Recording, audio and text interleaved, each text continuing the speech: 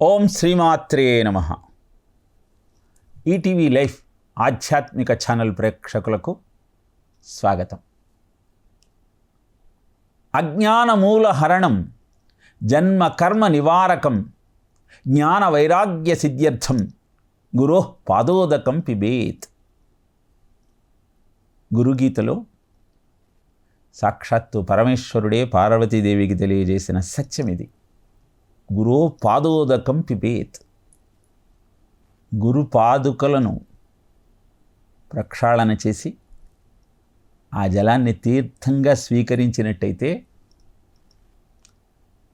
జన్మ కర్మ నివారకం, అజ్ఞాన మూలహరణం, జ్ఞాన వైరాగ్య సిద్ధి, ఈ మూడు కలుగుతాయి. గురువుగారి పాదాలను సేవించినంత మాత్రాన ఇవన్నీ ఎలా సిద్ధిస్తాయి అన్న సందేహం కలగటం సహజమే. జన్మకు కారణము అహంకార మమకార ఆసక్తి ఫలాపేక్షలతో కర్మలను ఆచరించటం. అలా కర్మలను ఆచరించటం వలన ఆ కర్మ బంధమై నిన్ను అనేక జన్మలకు గురి చేస్తుంది.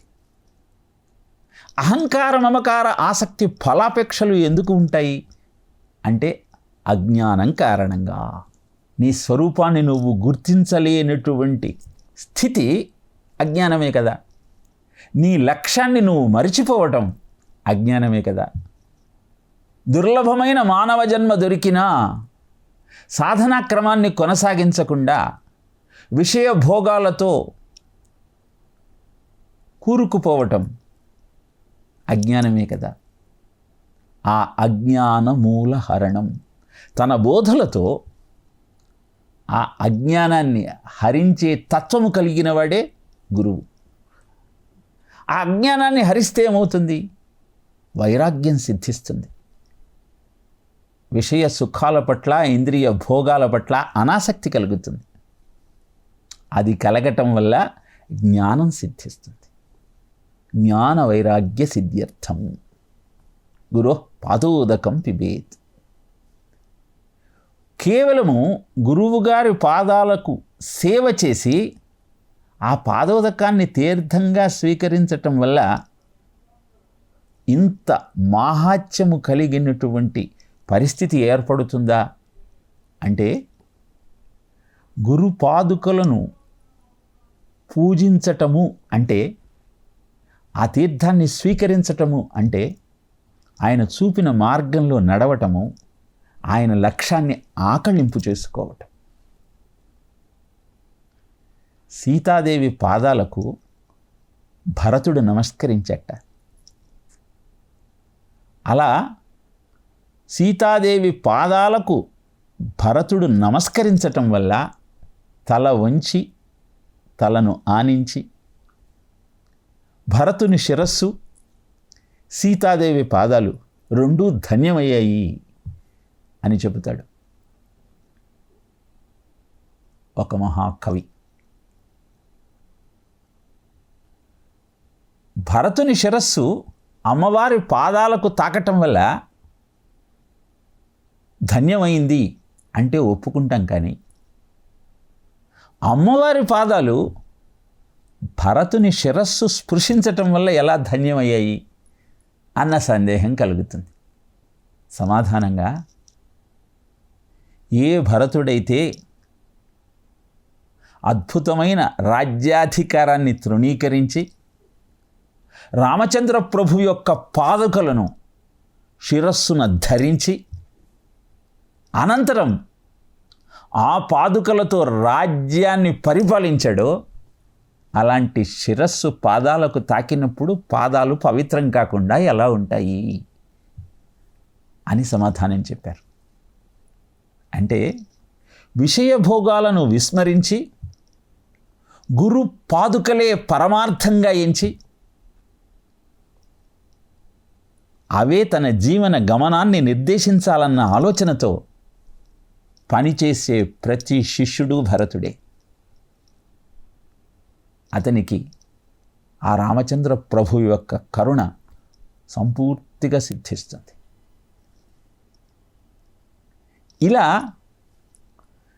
ఇహపరాలని రెండింటిని అందుకుంటూ జీవితాన్ని సార్థకం చేసుకోవాలి అంటే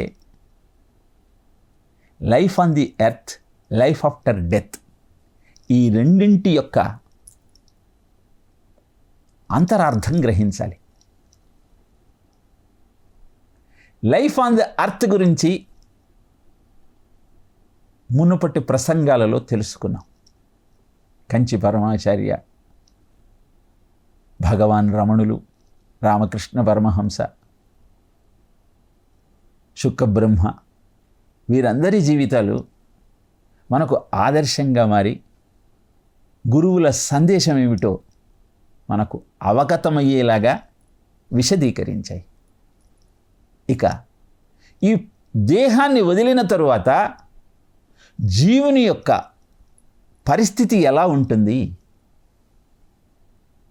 అన్న విషయాన్ని కఠోపనిషత్తు ద్వారా తెలుసుకునే ప్రయత్నం చేస్తున్నాం.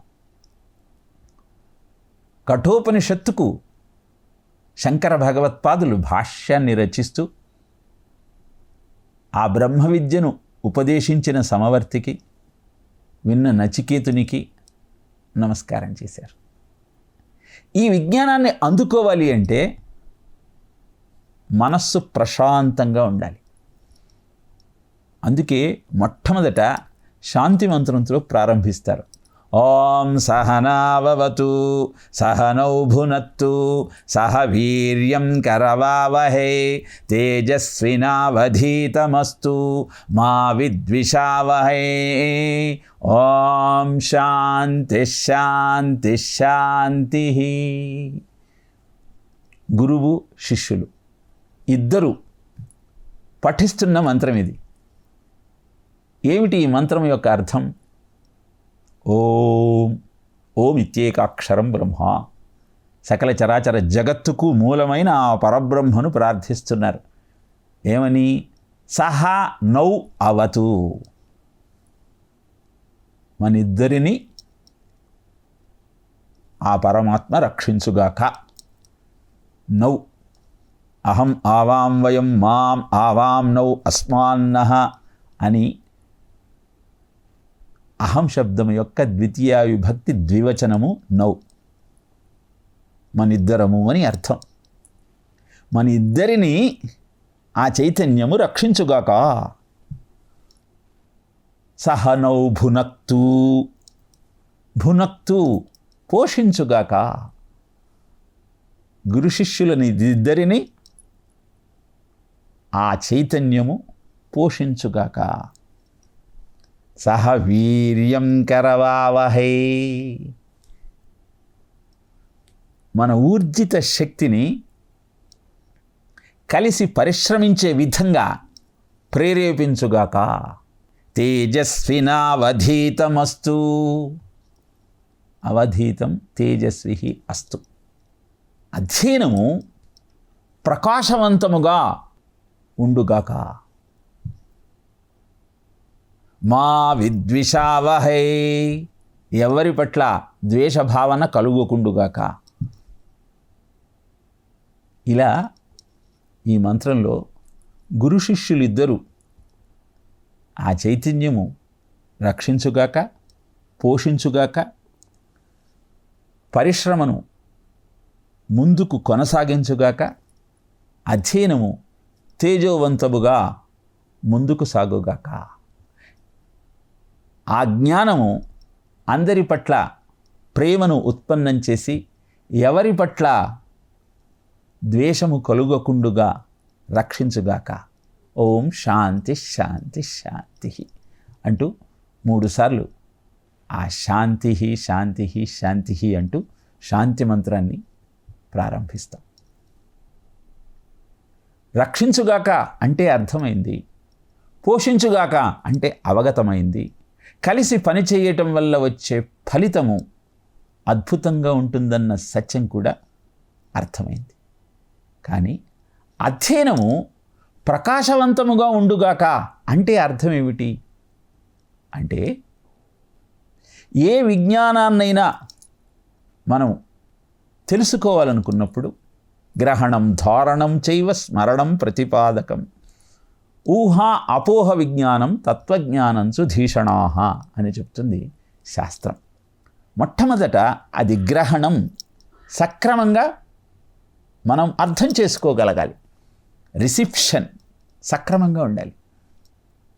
ఈనాటి సమాజంలో పరిశీలించినట్టయితే ఎవరికి తోచిన అర్థాన్ని వాళ్ళు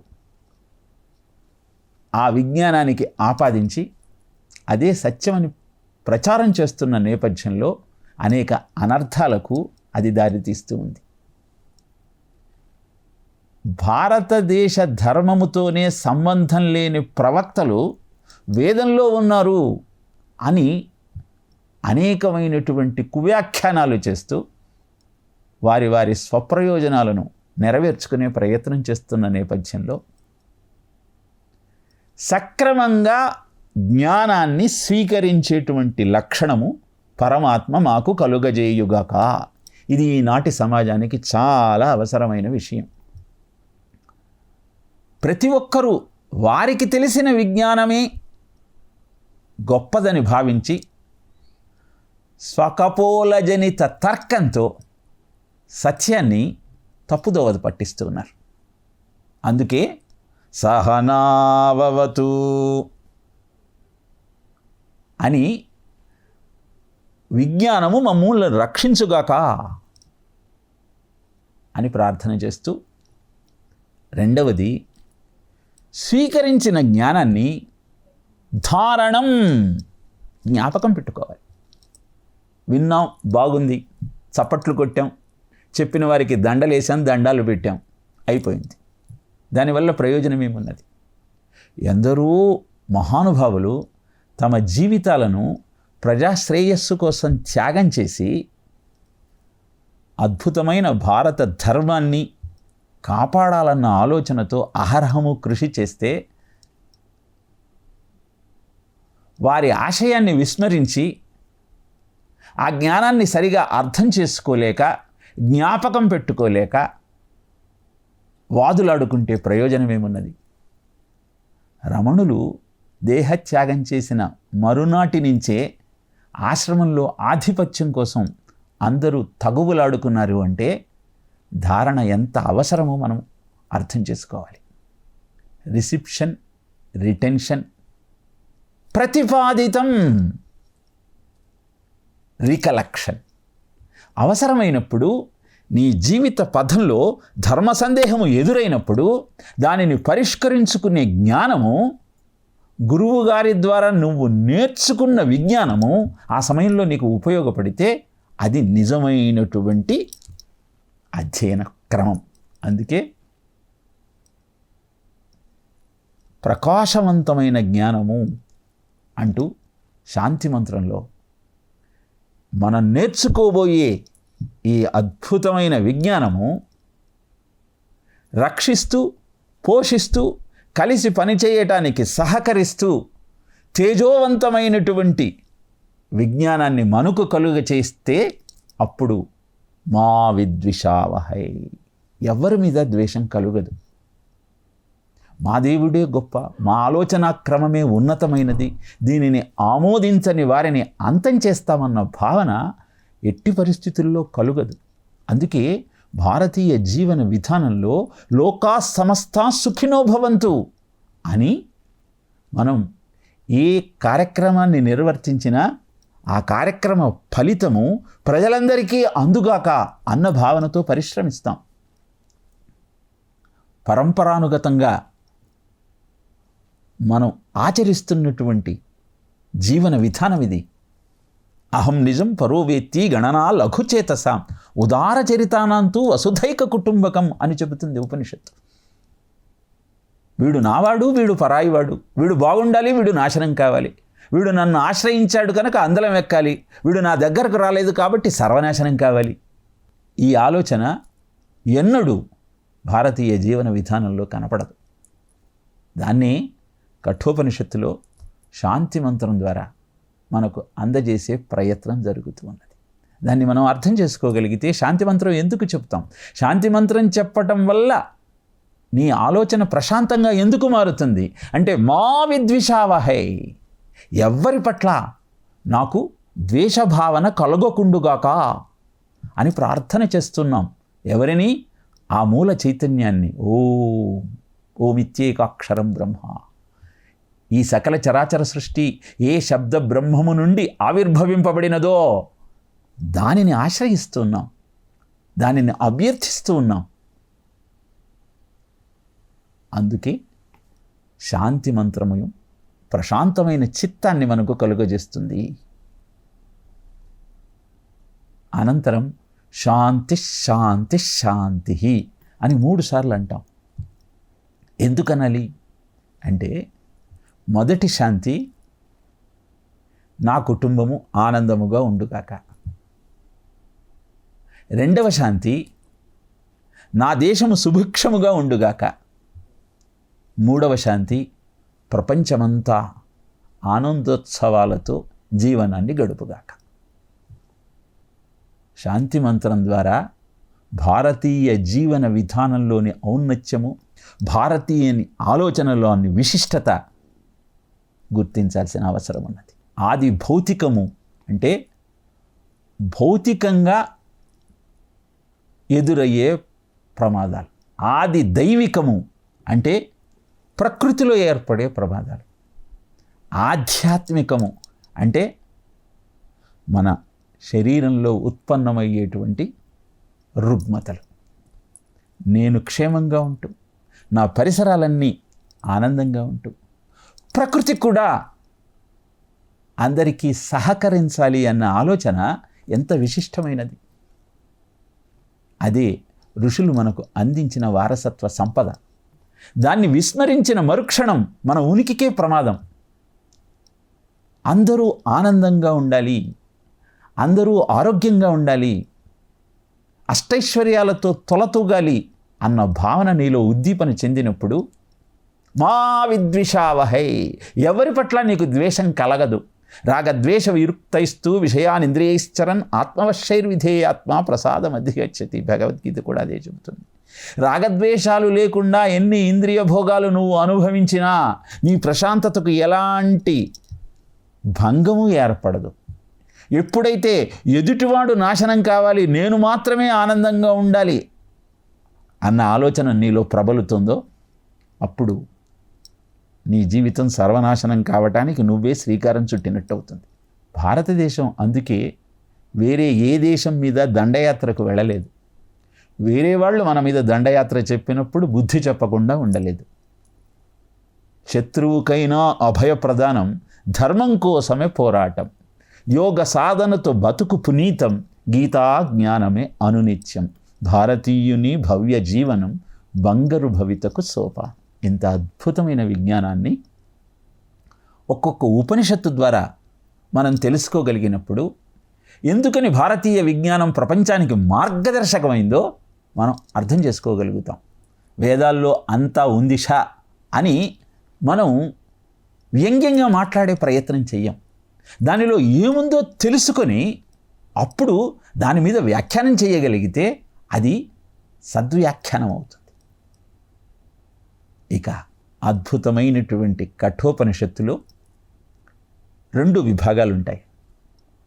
మొదటి విభాగంలో 3 అధ్యాయాలు, రెండవ విభాగంలో 3 అధ్యాయాలు, మొత్తము 6 అధ్యాయాలతో 119 మంత్రాలతో ఈ విజ్ఞానం పరిఢమిల్లింది. కథాక్రమాన్ని ప్రారంభిస్తూ మొదటి మంత్రంగా ఓం ఉషన్ హవై వాజస్రవస సర్వవేద సర్వం దదౌ తస్య హ నచికేతానామ పుత్ర ఆశ అన్న మంత్రంతో ప్రారంభమవుతుంది. ఉషన్ అంటే ఫలములను ఆశించి, హవై పూర్వము, లాంగ్ లాంగ్ ఎగో అని మనం అంటాం. వాజస్రవసః వాజస్రవుడు, వాజశ్రవ పుత్రుడు వాజశ్రవసుడు. ఆయన సర్వవేదసం దదౌ.